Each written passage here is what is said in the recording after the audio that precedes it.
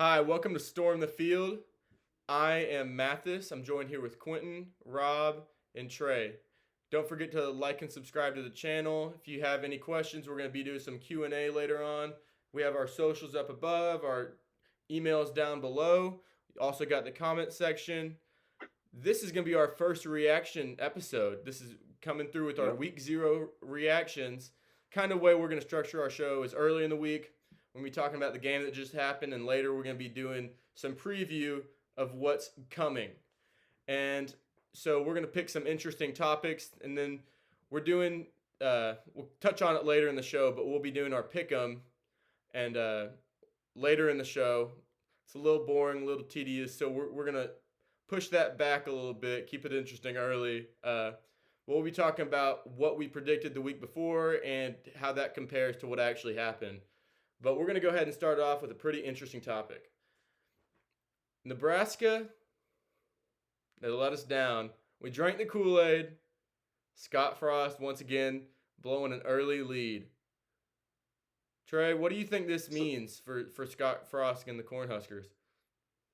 I believe this is his last year. He's had roughly 5 years to turn this program around, and I'm not sure the best season that they have, but it just hasn't been to the level that Nebraska is used to being at, with them winning multiple championships in the late 90s and playing in a national championship in the early 2000s.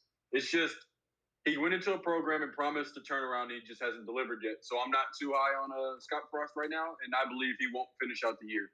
I believe he'll get fired sometime in the middle of the year. Yeah, I think that at this point, it's not a matter of how many years he has left. It's how many games does he have left. Or when he's going to leave. I don't think that he's gonna. I don't know. I don't think he's gonna make it. My biggest takeaway on that game is that I don't think they're going to go 8-4 like I had them picked. This was an easy wake-up call. Yeah, I had them 6-0. I had them beating Oklahoma, beating Indiana, and Rutgers, and of course the 3 non-conference. Well, Northwestern's not a non-conference game, but I think even if they beat Oklahoma, he's got to ultimately win 8 or 9 games this year, or he is gone. And if he loses to Oklahoma and maybe Indiana and goes 0-3 in the Big Ten, he might not finish the season. Yeah. All right. I heard earlier today. I don't know if this is accurate. This is his 5th year, maybe 6th year. 5th. But I want to say he's 15-30 in conference play. That's just not good. Yeah.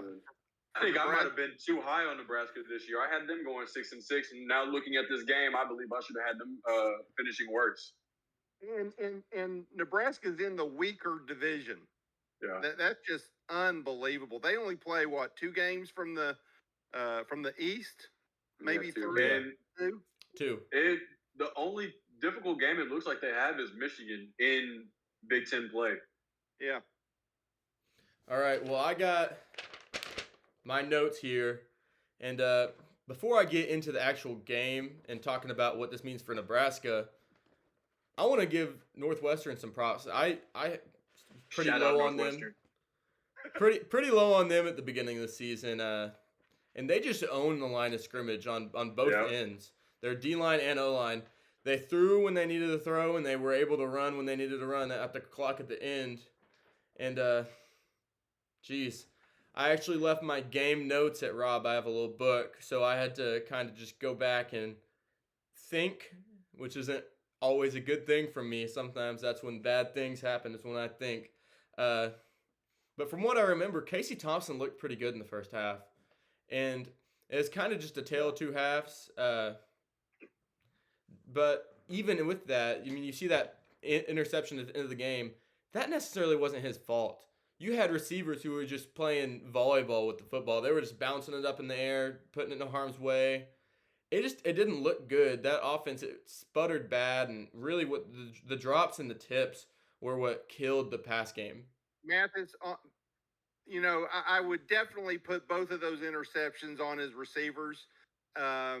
they were not really good passes. They were both behind the receiver. They should have been caught, but that's not when the game turned around. When did the game turn around? When Scott Frost decided to do the onside kick. That was a stupid decision. Yep. But going back on to Casey Thompson, I mean, he's not making the play calls, but you're throwing the ball 42 times a game. You can't only score one touchdown doing that and throwing for 355 yards. You have to fill up the stat sheet throwing that much. Both of those interceptions were like 5 yards beyond the line of scrimmage. I mean, that just. It wasn't like it was intercepted a deep pass, down the sideline or anything. And he could be thrown too hard. You could almost call it a punt. Yeah. It's from the onside kick on. Nebraska went 0 for 5 on the possessions. They scored at 9:37 in the third, and then they scored at 9:09 in the third. And from that point on, they didn't have a drive more than 4 plays.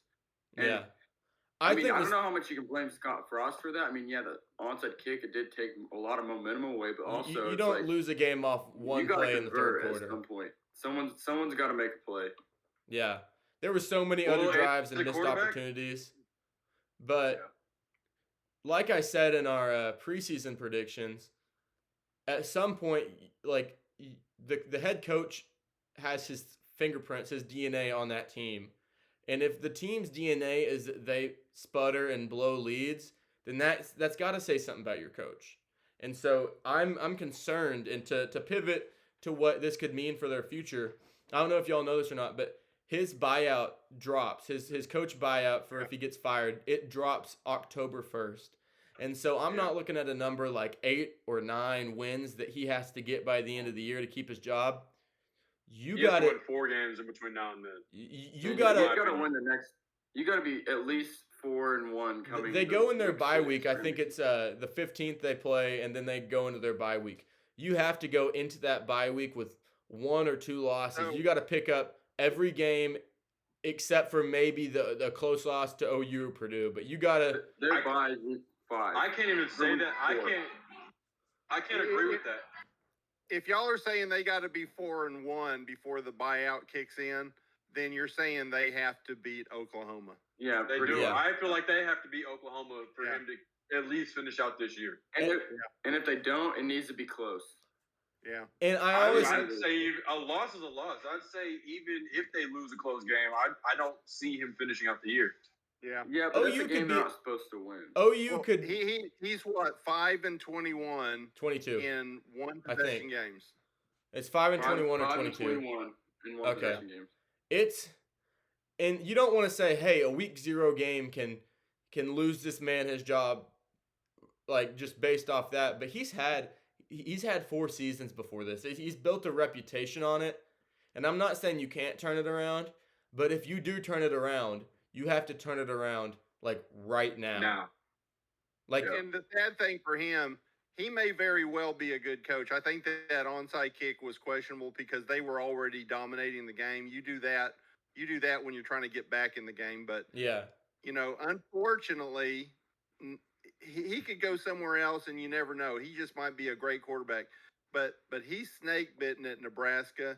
And that team probably just needs an infusion of a new leadership. Yeah, you can't turn over 22 guys and then have the exact same.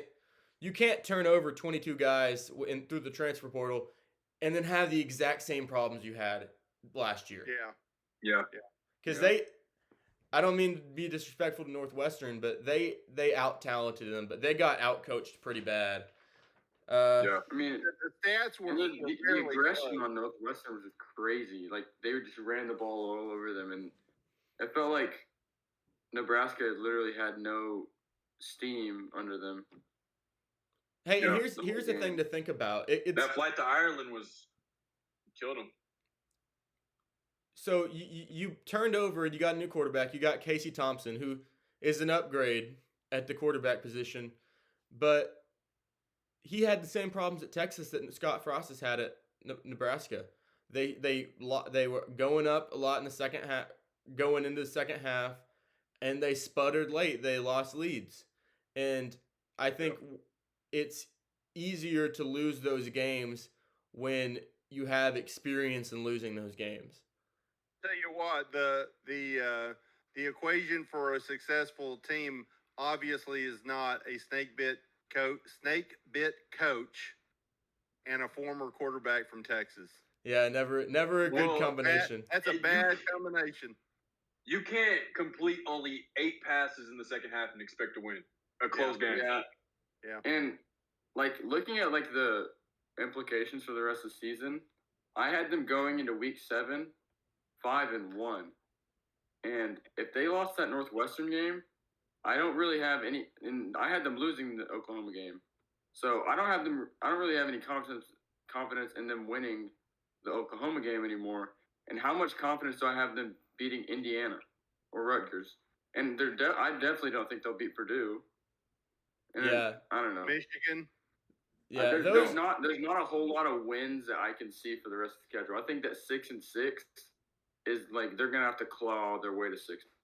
Yeah, I had them at 8-4, and if I had to repick, I would probably 6-6 would be the best I could give them.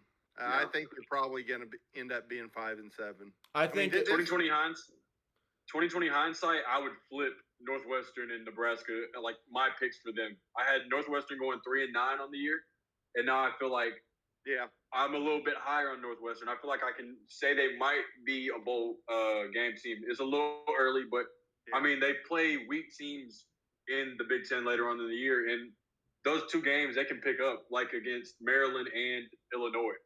Northwestern is going to play Duke, then Southern Illinois, and then Miami of Ohio. They could be 4-0. Yep. Yeah. My real. And you know what? Those are the only 3 games I had them winning. Yep. If they win those 3 games, they've already exceeded by 1 the number of wins I had them. I had them at 3-9. I think I had them around the same. Yeah. My issue with it is I put them at 7-5, but I counted on you winning some of those swing games, and if you're losing the games that are close, then that's a big deal still. Like I think that changes the trajectory of your entire team. I mean, they went 3-9 last year. Every single one of those losses was single digits, and the biggest of those was 9 against Ohio State, and the rest of them were not just single digits but single score games.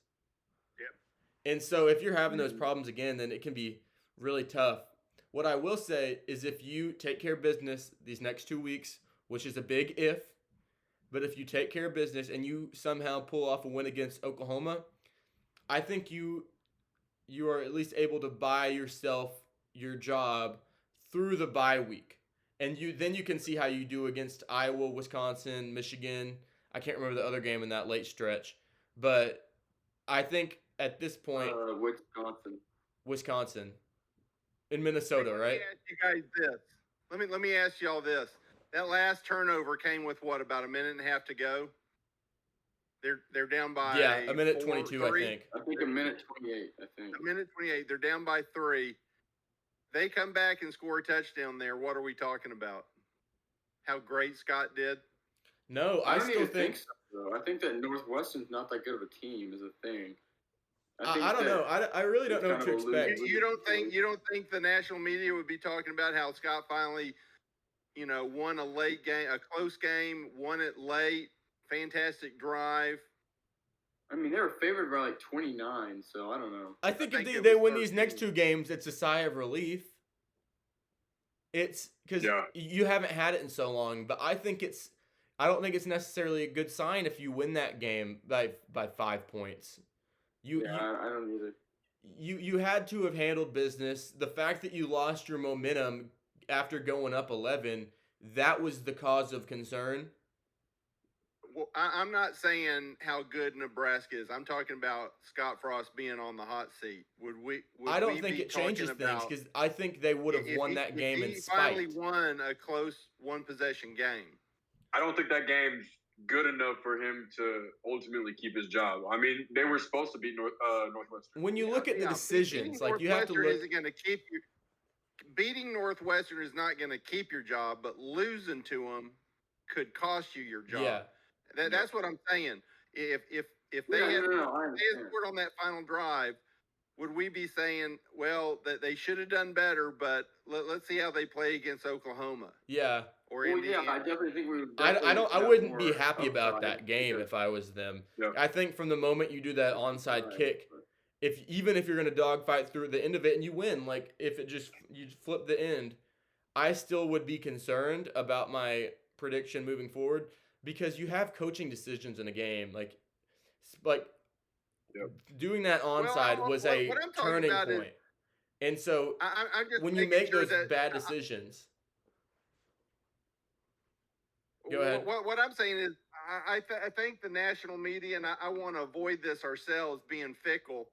If that one guy on the front line for Northwestern hadn't been paying attention and scooped up that onside kick, if it had gone Nebraska's way, would we be talking about what a bold call that was? If Nebraska had recovered it. If you want me to be honest, no, I wouldn't. I think that it's too ballsy. You are trying to keep your job right now if you're Scott Frost, and you're constantly making decisions that are too risky. You're already up 11. Pin them deep and trust your defense. That's what you have to do. Some people have said, he's been accused of not being aggressive. I think that might have come into play about, hey, we got momentum. Let's keep it going. They won't expect an onside kick. I think he probably did that. He probably wouldn't have done that normally, but I think after hearing a whole year of, being told that he's maybe not the guy, that he's not aggressive on offense. Well, when whatever it is, when you're at that level, you can't let media dictate how you coach a game. I mean, at the end of the day, you're up 11. You do the smart thing. You kick it deep and let your defense. I'm just saying if that had gone his way, I'm not saying he's any better than he was now. I'm just saying if they had recovered that onside kick, or if they had come back and got a last drive touchdown, would the national media be crucifying him right now? Like they are. I mean, that's all you. That's not like they are. But I don't think they crucify him. I don't think they praise him though. I've heard nothing about, but I mean, Scott Frost is the headline on everything you look at. Well, yeah. I don't think it's the biggest game of week 0, so I mean, that's kind of expected. We spent a little too much time on this. I don't want to make it run too long, so let's go ahead and segue away. We don't want to give them too much attention, too much negative press. We don't want to we don't want them to bring these clips back up to our face if they prove us wrong here. We don't want to be one of the people he's got on his little list. Prove me wrong. All right, yeah. Please prove me wrong. I'm rooting for you. I picked you to be good. I don't think the season's lost right now, but what does determine if you lose the season is today, whenever you get back, the practices that come this week. Whatever you do to prepare this next 2 weeks, going into that Oklahoma game, you have to be perfect. You had no room for error this year, but the expectations were lower. But now, since you dropped a game you shouldn't have, you got to do better than we expected you to. You have no room for error. All right, well, moving on. Speaking of, have y'all seen that new Fansville commercial? The Dr. Pepper Fansville. No more off-brand drinks. It's Dr. Pepper all fall. All season. It's awesome. There's been too much change. Too much changing. Yeah, we need to stay the same. Got the Boz, got Bryce Young. What more could you want? Dr. Pepper, Fansville commercials, best in the game. You heard it here first. I want Nick Saban. That's what I want. All right, I gotta get those Fansville commercials. I gotta get a good end point here for the clip. And another thing we just announced, we're gonna be cutting these into smaller, bite-sized clips. So if you don't want to watch the full hour show, that's kind of our target. It's about an hour long. If you don't want to watch the whole thing, then we're gonna cut. No, we're gonna post clips, like this next upcoming clip. Vanderbilt football. Go Commodores. Shout out Vanderbilt. Anchor down. I picked them big, and they came big. Oh, one second. I picked Hawaii straight up to win. I dropped something. His anchor. Anchor down, baby. You did not make that happen. Anchor you down. Work something out and make that happen. That's right. I tell you what, if I had to be wrong on any game, Vanderbilt. I'm not putting much emphasis on them. I'm not either, but Vanderbilt just proves how deep the SEC is. Yep. Okay, well, you want to know this topic? It just means more. It does. I mean, he's the only Heisman right now. Hey, they scored what, 63 points? I mean, that's tough to do no matter who you're playing. Hey, what I wrote down on my note sheet is Vandy. They had a longer flight. They had a longer flight probably than Northwestern and Nebraska. They probably did. I said Vandy, exclamation point, over 2.5, lock it. That's what I wrote. Yeah. Lock it in. Mike Wright, Heisman watch, Clark Lee, Coach of the Year. Vanderbilt is at the top of the SEC.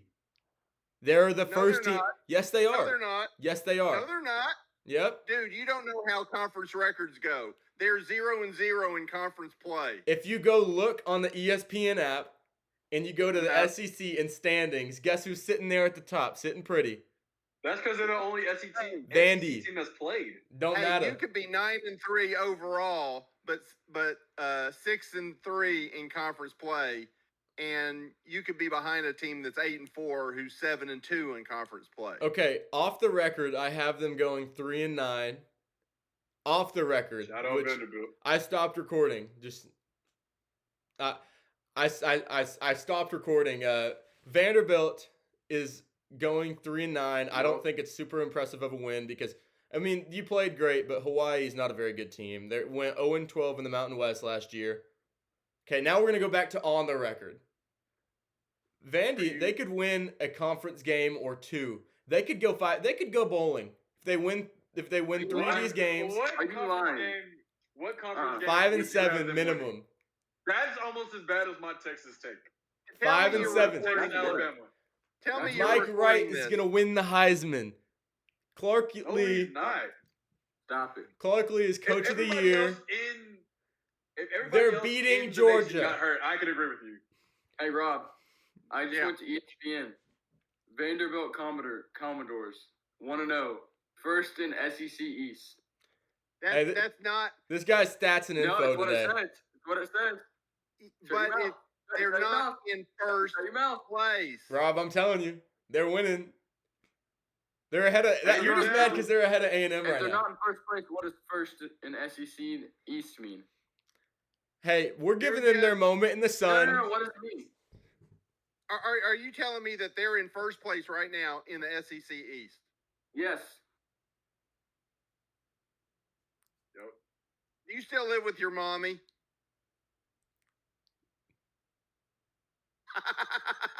Your wife still makes Anchor you down. dinner.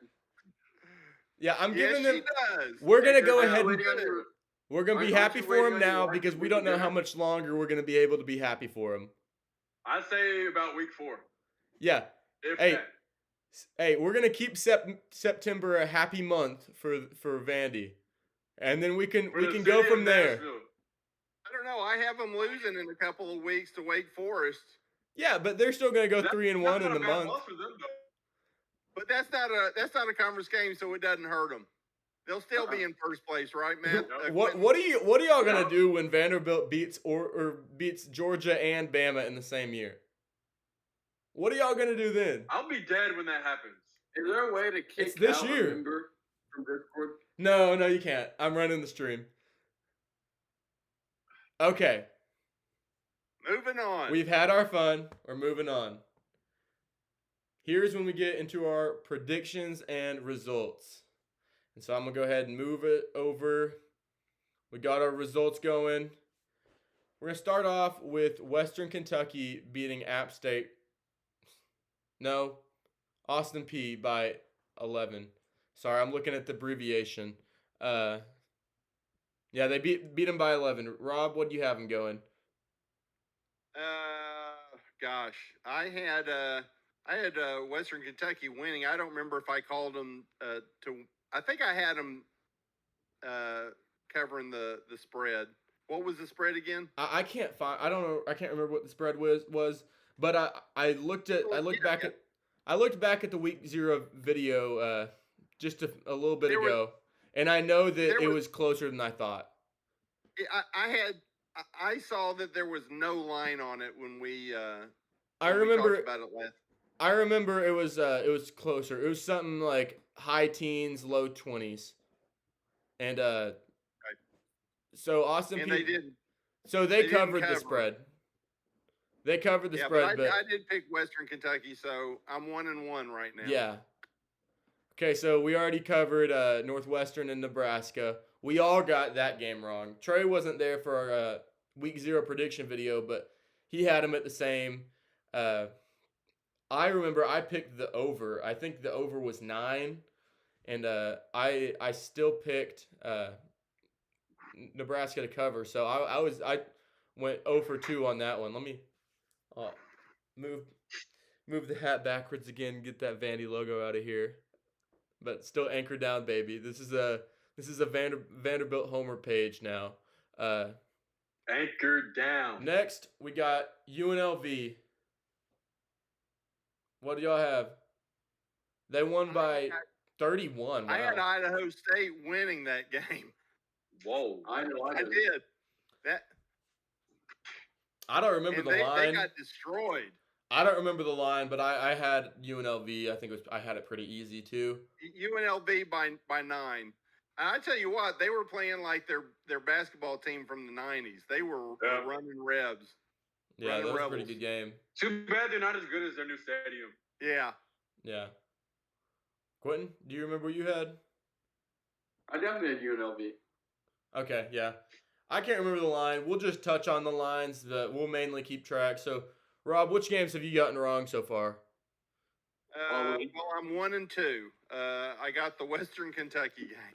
It depends on what we're considering. Are we going against the spread? We're going just straight picks. Okay, well, I'm undefeated. I've been wrong twice against the spread so far. I had Utah State taking the over. It was 27.5, and I had them winning by more than that. So I picked them over 4 scores, and they won by 11 by 2 scores. I picked Utah State. We can mention the spread and talk about how close the game might have been, but as far as what up against each other, talked about. There was huge lines, and there was a lot of teams that games weren't going to be close. So we're talking more about spreads than we will in the future, just because the games aren't necessarily meant to be close here. Like Illinois, they were favored pretty heavily. No, they weren't. They killed Wyoming. Yeah, they were only favored by 4. Yeah, that was one I said they were gonna win pretty easily too, because I remember it had gone from 13 to 9 to 4, and I said I don't know, not much changed before the game, so I still had them taking that over pretty easily. I think I had a 2-score game. Yeah. But like Florida State, they won. I still don't. I think it was like 42 the spread. So I still think they won by 40 points and still didn't cover. They almost covered. Yeah, they won by 32. It didn't look like they were going to come close. Yeah, because no, that was the UNC game. Yeah, but I think we all picked. That was the UNC game. Yeah, UNC didn't cover. But we'll get to that game in a second. Here's probably what I was other than the Nebraska game. Here's where I was the most wrong. I said it was going to be inside 6 points for the Charlotte FAU game, and that was close for about two quarters, 1.5 quarters, and then they just blew the doors off. Yeah. Trey, do you remember what you had? I don't know if you ever looked. I didn't look, to be honest. Well, you weren't there, so you might have not even ever looked at that game. Quentin, do you remember what you had? 3 of us that didn't have headaches, I think, all picked Florida Atlantic. Yeah. Hey, I didn't have. I want to say y'all both picked y'all picked FAU to cover, and I picked FAU to win, but not cover. UNC. Shout out FAMU. What do we think about that defense, that UNC defense? I think that's a little bit of a cause of concern. Anyone who doesn't know, FAMU, they missed they missed out on having 27 players, 5 of them being starters, and they put up 24 points. Closer. That's kind of a cause for concern because they're playing a much better App State team next week, and I think the line is even on that when I last checked. The App State game? Yeah, it's North that Carolina or it's single score. Well, wasn't the North? I know Florida State. The game got delayed, I think, because of weather. But I think it was pretty bad weather in North Carolina as well. I don't think it got delayed. I think it rained a little bit, but I don't know if it was terrible. Yeah. I mean, it was raining pretty hard, but that's no excuse for North Carolina playing at home against Florida A&M. Yeah, I was really excited about Drake May. I think that offense is going to be special with him and Downs. It's going to be electric on the offensive end, and it's going to be can your defense keep App State from scoring? And we'll get more into that. I think we'll touch on it next episode. I'm not sure. I think they're ranked, so North Carolina. Yeah, so they're playing North Carolina, right? Yeah, so we'll pick that game, and we'll talk about them because North Carolina is ranked. Yeah, we'll get more into what we will be picking in the next segment, but right now we're just gonna keep moving on.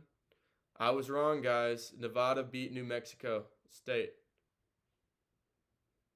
Disappointed in myself because I picked them outright. That was one of the upsets I had on here.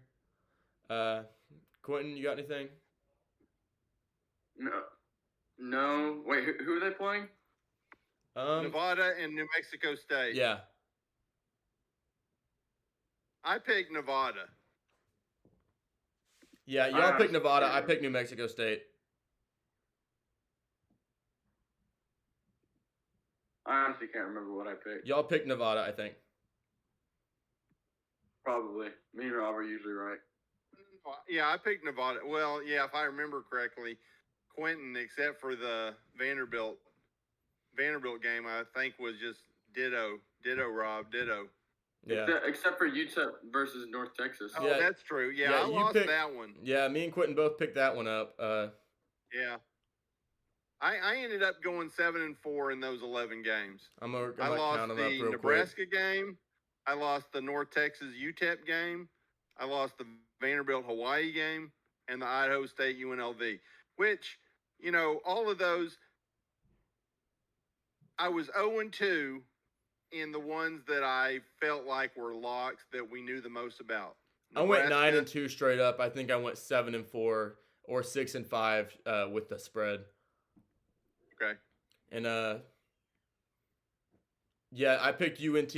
I think I said it was even line on a. It was. No, it was straight up pick 'em, even though it was in El Paso. Yeah, it was even line at El Paso, and I think with that I just said if they're playing on an even field, then that says that North Texas would be favored, and so I'm just gonna pick the better team. I think week 0 games going on the road. It's not as big of a deal. They killed them though, didn't they? Yeah, they beat them. I think what was it? Almost 20 18 points. 31-13. Yeah, 18 points. Yeah, I think that was delayed as well. All right, Rob. Because it was running in El Paso. Rob, should I make you eat your words again? Say it again. As we move on to this last game, do you want me to make you eat your words again? With the Vanderbilt? No, I think we've already talked about Vanderbilt. Let's move on to the next segment. We spent enough time on Vanderbilt. Next segment. We can never spend enough time on Vanderbilt. All right, and sounds like Rob's scared. Yeah, that's we're moving on. And if y'all are still with us, now you're gonna get a little more exposition about what we're gonna be doing. If any of y'all have ever played fantasy football, we're essentially doing that with college football through the CBS Sports Pick'em. And pretty much what that is you can either play with the spread or you can play straight up. And it gives you a list of games and you just pick who you think is going to win. And for a tiebreaker, you set a specific game to be a tiebreaker and you just pick the total points. And we're going to be doing that. And we're going to be going through those results with our we're going to pick throughout the week, and we'll cover it on our preview episodes. And that preview episode for us is going to be this upcoming Wednesday, and because we have Thursday games, we have Saturday games, we have Sunday games, Friday games, we got everything. And so we're going to be doing that show a little earlier than we would usually if there was no early games that week. We're going to be... Well, and one thing to add to that is there's some ranked games Thursday. Yeah, there's some big ones. Yeah. If there weren't, we'd probably do this Friday. Yeah, or the upcoming podcast. We'll explain some stuff in a second. But we're gonna be doing, just to save time and energy, we're only gonna be covering games that have at least one top 25 ranked team. And so usually if we have any ranked matchups where two teams are ranked, then that's one less game we'd do, but the base would be 25 if 25 ranked teams played 25 unranked. So that's the most we'd ever do, but we're probably going to be closer to about 20 to 22 games a week. Probably even less once we get into the conference play, because you're going to get a lot of SEC West playing SEC West. So you're going to have two ranked teams playing every week. Yeah, we're going to have a lot of good games, and I'm excited about it. You know why, Trey? What? It just means more. It just means more. Some SEC homers over here. Yep. Yeah, I'm gonna be a Big Ten guy the more I hang around y'all. Or y'all are just gonna make me go the other way. But yeah, it just means more. That's all I can say. And we might not be covering every single. You already go the other way, Mathis, just because you like Texas. Oh, we'll see.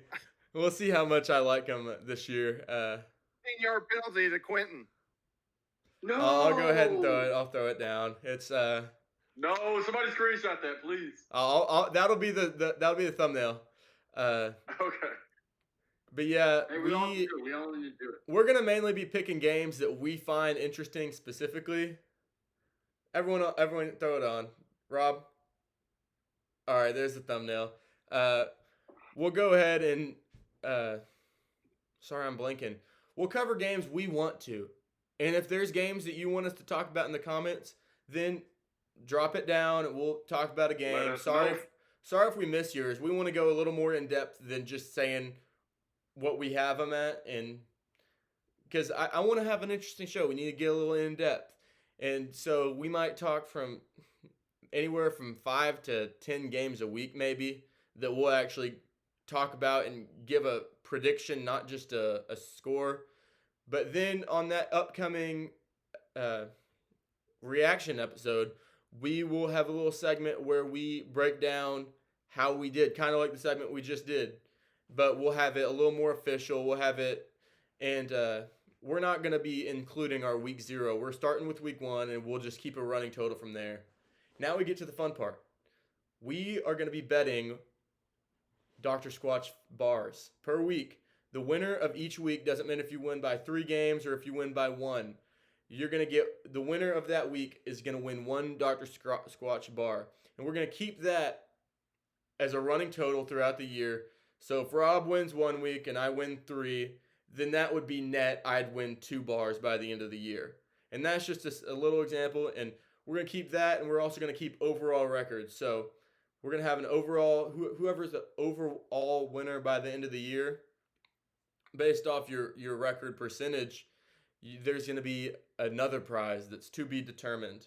Going to go ahead and show y'all our little Dr. Squatch. We're some Dr. Squatch fanatics around here. So Dr. Squatch, guys. If you're watching, then you gotta partner up with us.